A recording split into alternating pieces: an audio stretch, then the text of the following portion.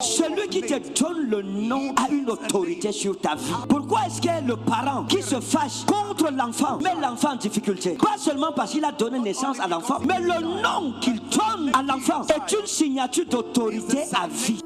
Lorsqu'une femme devient rivale de son mari, elle ne voit plus en son mari son chef. Écoutez mes amis, il n'y a aucun homme sur cette terre qui peut être heureux avec une femme qui le rivalise. Une femme qui ne le voit pas comme un chef, mais comme un rival. C'est un piège. Il va commencer à maigrir, sera malheureux, misérable, et ça va apporter la destruction dans son foyer. Une femme qui commence à mépriser son mari ne méprise pas seulement son mari, mais Jésus. Ça vous ne le saviez pas peut-être, vous devez le savoir aujourd'hui. Tu méprises ton mari, tu méprises son chef, et tu méprises le chef de son chef, tu te mets dans une situation délicate. Si tu penses que tu ne peux pas être soumise à l'autorité d'un homme, ne te marie pas. Reste indépendante, sois fantôme de ton côté seul là-bas. Mène ta vie fantomique et fantasmagorique, cadavérique, mortuaire là-bas, morbide, seule. Mais pour une femme qui veut le mariage, elle doit apprendre la soumission. La soumission n'est pas un acte forcé. La soumission doit se faire avec joie. C'est la joie. Se soumettre à un homme. Je parle des vrais hommes. Je ne parle pas des hommes bandits. Je parle des hommes vrais, des bons, des vrais, des grands hommes. Se soumettre à un homme qui te donne son nom. Laissez-moi montrer quelque chose. Pourquoi les anges devraient être soumis à Dieu? Parce que Dieu leur a donné des noms. Non seulement il les a créés, mais il leur a donné des noms. Il y a ce qu'on appelle la loi des noms. Celui qui te donne le nom a une autorité sur ta vie. Pourquoi est-ce que le parent qui se fâche contre l'enfant met l'enfant en difficulté? Pas seulement parce qu'il a donné naissance à l'enfant, mais le nom qu'il donne à l'enfant est une signature d'autorité à vie. Tu ne méprises pas celui qui t'a donné un nom, mes amis. Et c'est la même chose. Lorsqu'une femme se marie à un homme, elle porte le nom de cet homme. L'homme l'a changé son nom. Et ce changement de nom engendre un changement de statut dans la société. C'est la marque de l'autorité que Dieu a donné à l'homme sur sa femme. Quand tu te maries à un homme, on va t'appeler Madame Moukoko.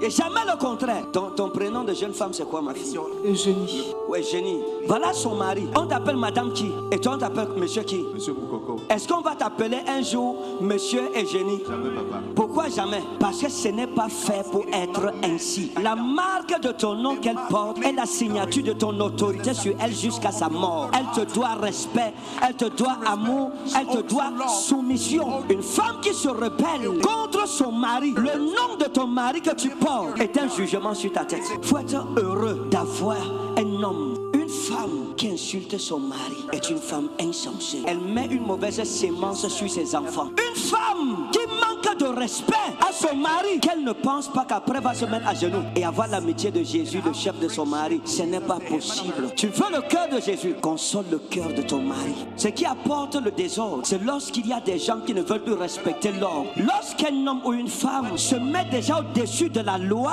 elle pêche. Et la Bible dit que le péché, c'est la transgression de la loi. Et une personne qui ne respecte plus la loi va tomber tôt ou tard. Un homme, un enfant de Dieu qui est soumis à Christ, sa vie est tranquille. C'est pas ça? Et une femme qui est soumise à son mari, son foyer sera tranquille. Ton mari n'est pas ton égal. Ton mari n'est pas ton égal. Non. Et tu ne te soumets pas à ton mari parce qu'il a l'argent. Parce qu'il y a des femmes, le jour où son mari n'a plus l'argent, la soumission s'arrête. Le contrat de soumission est rattaché aux moyens financiers de son mari. Non, mes amis, c'est une fausse soumission. La soumission est l'attachement à son mari. C'est une alliance. C'est pas quelque chose d'événementiel, de ponctuel, de temporel. C'est une alliance éternelle. Une fois que tu es lié à ton mari, c'est jusqu'à ta mort. Tu lui dois soumission. Qu'on coupe ses pieds, tes mains ou n'importe quoi, tu dois être soumis. Si tu apportes la rivalité dans ton foyer, tu vas le détruire toi. Voilà pourquoi, mes amis, quand vous observez, et ça je parle, quelqu'un peut se fâcher après, c'est son droit. Les femmes indépendantes finissent toujours mal dans la plupart du temps. Les femmes qui aiment dire ah non, moi je me soumets pas, non, moi on parle pas comme ça. La vérité c'est que la plupart de ces femmes pleurent la nuit quand elles sont seules. Il y a quelque chose qui m'a scandalisé il y a quelques mois sur ma page TikTok. J'ai vu une jeune femme, une femme très suivie dans les réseaux sociaux. Beaucoup suivie, hein, célibataire. Elle parle, l'homme on s'en fout. À les hommes je m'en fous. Je gagne ma vie, je suis une femme indépendante. Très admirée, avec des vidéos attacatoires. Et elle m'a écrit, papa je suis malheureux, je suis misérable, j'ai besoin de vous. Ma vie ne donne pas. Les hommes me déçoivent, j'ai besoin d'un homme. Je veux un homme qui va m'aimer. Que quand je suis aussi seul, malade, qu'il soit la petite chérie, je suis là pour toi. toi. J'ai frotté mes yeux pour relire encore bien.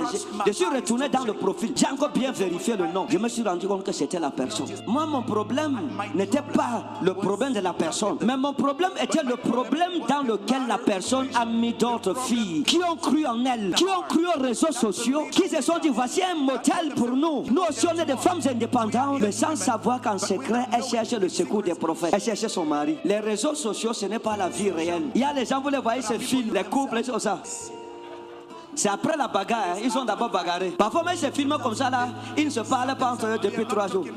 Mais ils s'entendent quand même pour prendre la photo pour que la page avance, pour qu'il y ait plus d'abonnés. Et toi, tu vas aller prendre leur exemple pour ramener ça dans ta vie. Faire des réseaux sociaux ta réalité. Pourtant, ces personnes sont des personnes en difficulté plus que toi-même. Ta vie est meilleure que la leur. Faites attention, mes amis. L'autorité vient de Dieu. Et toute personne qui veut réussir dans la vie doit être soumise à une autorité. Moi-même qui parle, j'ai un père spirituel qui a une autorité au-dessus de ma vie. Oh, mais Jésus, j'ai un père spirituel. Et la paternité dans l'église a été établi par Dieu pour enseigner l'autorité aux brebis. Tu dois avoir une autorité, un père spirituel. Il y a beaucoup d'enfants de Dieu qui n'ont pas de père spirituel. Ton père spirituel, lorsqu'il t'appelle, même si tu fais quoi, tu dois abandonner ça et répondre à son appel. C'est ça la soumission. Si on me dit pendant que je prêche que Papa Ngou m'appelle, je ne dirai pas que j'attends la fin de la prédication du culte. Je vais dire non, continuez le culte. Je prends la voiture, je cours là-bas répondre d'abord à son appel. Parce que c'est ça la soumission.